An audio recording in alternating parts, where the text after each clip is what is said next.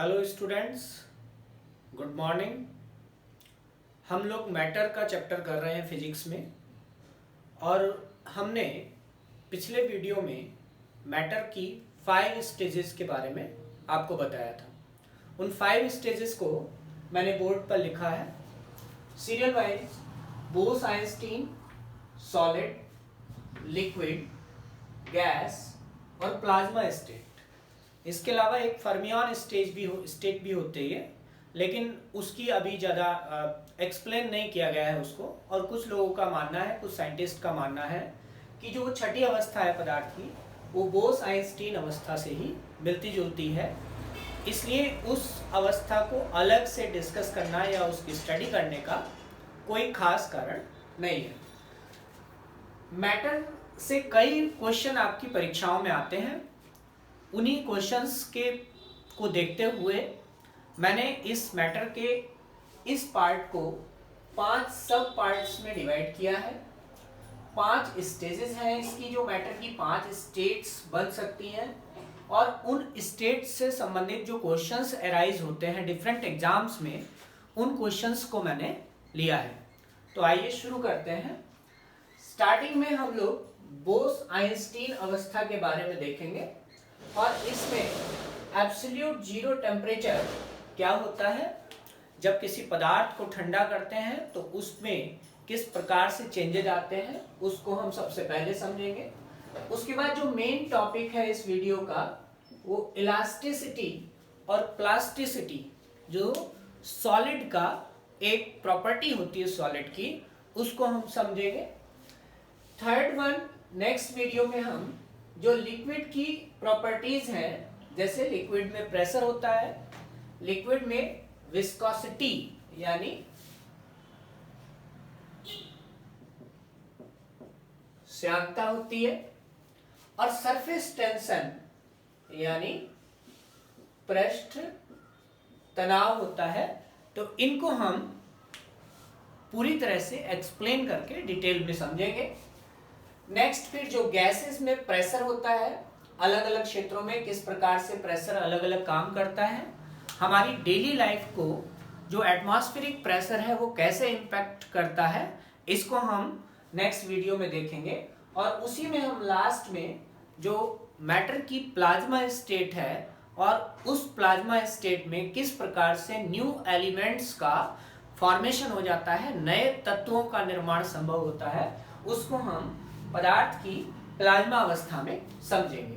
तो आइए हम शुरू करते हैं बोस-आइंस्टीन अवस्था से, और इसमें हम एब्सोल्यूट जीरो टेम्परेचर को समझते हैं। बोस-आइंस्टीन अवस्था सॉलिड्स में होती है। ये मैंने एक सॉलिड, कोई टुकड़ा है किसी भी धातु का, वो बनाया, और ये जो सॉलिड है इसमें ये पार्टिकल्स होंगे। सॉलिड के जो पार्टिकल्स होते हैं, स्टेट्स ऑफ मैटर, जो पिछली वीडियो हमने की थी उसमें हमने अच्छा से समझा था कि सॉलिड में जो इंटरमॉलिक्यूलर स्पेस है वो कम होता है, लेकिन होता है बट कम होता है। और इस इंटरमॉलिक्यूलर स्पेस में जो पार्टिकल्स हैं वो इस तरह से सारे पार्टिकल्स वाइब्रेट करते हैं, वाइब्रेशन होता है। लेकिन जब हम इस ठोस पदार्थ को ठंडा करते हैं, इट मीन्स कि हम इसके अंदर से जो ऊष्मा है, उस ऊष्मा को हम इससे बाहर निकालते हैं। तो जब ऊष्मा को बाहर निकालते हैं तो इसकी जो वाइब्रेशन की स्पीड है, वो वाइब्रेशन की स्पीड इसकी कम होने लगती है, क्योंकि इसमें से हीट निकल रही है। तो हीट जब बाहर निकल रही है तो इसकी काइनेटिक एनर्जी यानी गतिज ऊर्जा में भी क्या आ जाएगी, कमी आ जाएगी, क्योंकि हीट टेम्परेचर बढ़ाती है और टेम्परेचर काइनेटिक एनर्जी बढ़ाता है। तो जब हम हीट को निकाल रहे हैं बाहर, तो इससे ओवरऑल इसकी काइनेटिक एनर्जी पे फर्क पड़ेगा और इसकी गतिज ऊर्जा, काइनेटिक एनर्जी कम होने लगेगी। सिंपल वे में कहें तो अगर वाइब्रेशन इतने जोर से हो रहा है तो वाइब्रेशन फिर कम होने लगेगा।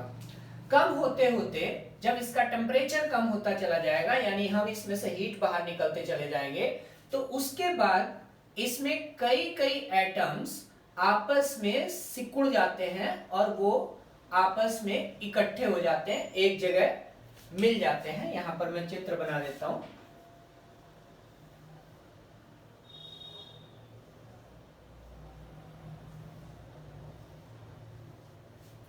ये एटम्स इस तरह एक दूसरे से एक जगह पास आ जाते हैं, निकट आ जाते हैं, और इन एटम्स को ही हम कहते हैं सुपर एटम्स।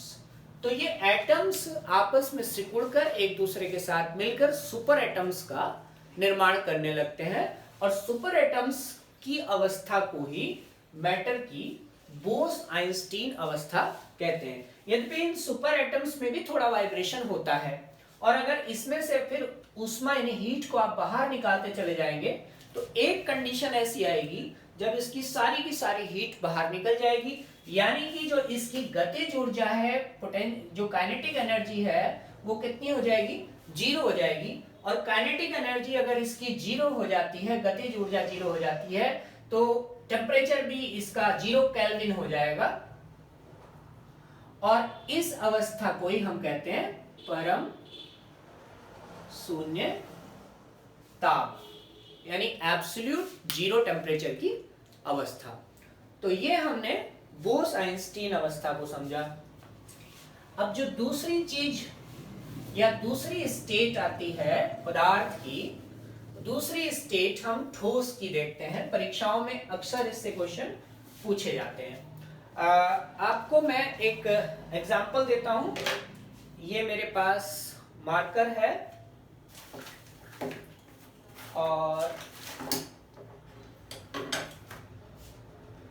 ये मेरे पास एक वायर है, तार है।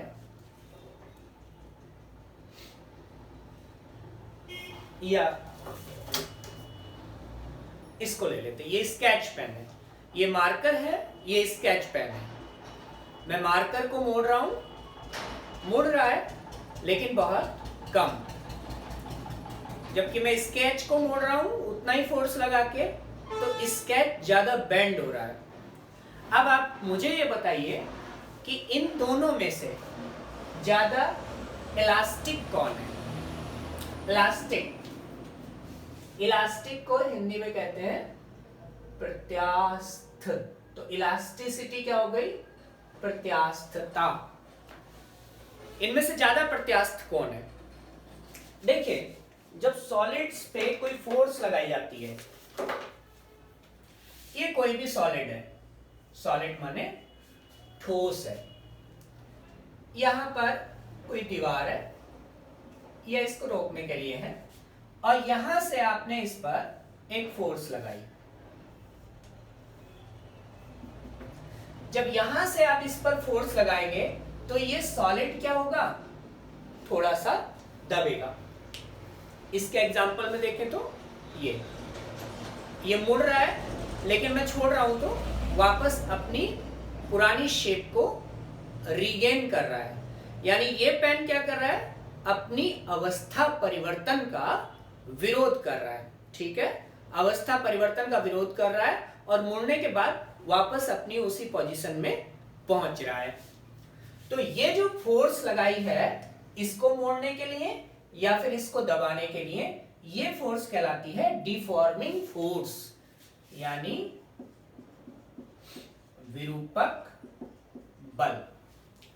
विरूपक बल लगाने पर यह सॉलिड कुछ दब जाता है, लेकिन जैसे ही विरूपक बल हटाया जाता है, यह सॉलिड अपनी पुरानी स्टेट को, पुरानी शेप को रीगेन कर लेता है, यानी प्राप्त कर लेता है। और ठोस के इसी गुण को हम क्या कहते हैं? इलास्टिसिटी कहते हैं। यानी जब तक विरूपक बल यानी डिफॉर्मिंग फोर्स लगी रहेगी तब तक उसकी शेप चेंज रहेगी, और जैसे ही हम विरूपक बल हटाएंगे वो अपनी पुरानी अवस्था को ही प्राप्त कर लेगा।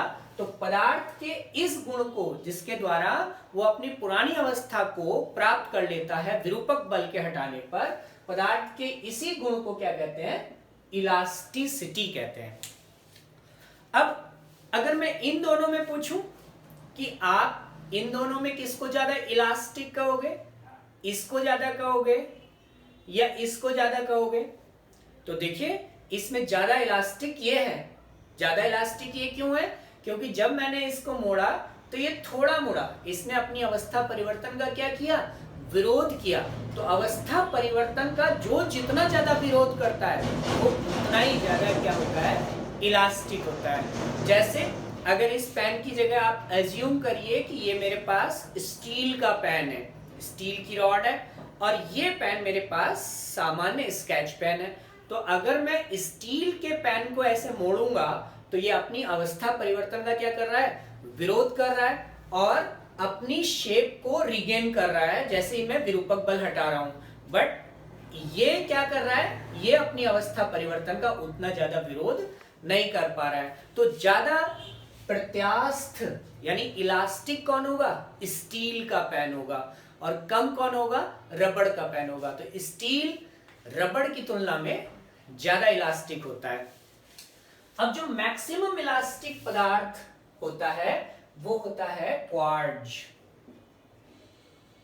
ये क्वेश्चन आया आपके बहुत सारे एग्जाम्स में। और सबसे कम जो इलास्टिसिटी होती है वो होती है वैक्स में, और उसको क्या कहते हैं हम? प्लास्टिसिटी यानी सुघट्यता।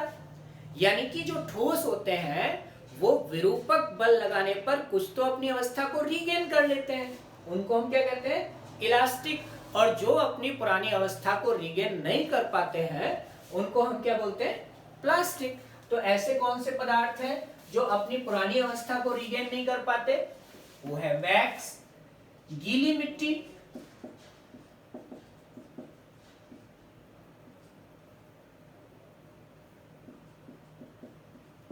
ये इसके कुछ एग्जाम्पल्स हैं। अब क्या कोई पदार्थ 100% प्लास्टिक या 100% इलास्टिक हो सकता है? कोई भी पदार्थ ना तो 100% प्लास्टिक है और ना 100% इलास्टिक है। जैसे सपोज करिए आजकल कोरोना वायरस की वजह से लॉकडाउन चल रहा है, तो मेरा मास्क मेरे बगल की टेबल पर ही पड़ा हुआ है। जब भी मैं बाहर जाता हूं हमेशा मास्क लगा हुआ होता है। ये मास्क में ये रबर है जो यहां कानों में फंसाने के लिए है। ये इलास्टिसिटी शो कर रही है। इलास्टिसिटी कैसे शो कर रही है? कि मैं इसको ऐसे स्ट्रेच कर रहा हूं, छोड़ रहा हूं तो ये वहीं आ रही है। यानी कि जब विरूपक बल, ये बल जो मैंने लगाया ये क्या है? विरूपक या डिफॉर्मिंग फोर्स। तो ये विरूपक बल जब लगाया गया तो इसने अपनी अवस्था को चेंज किया, लेकिन छोड़ते ही अपनी पुरानी अवस्था को रीगेन कर गई। तो इसमें क्या है? इलास्टिसिटी है।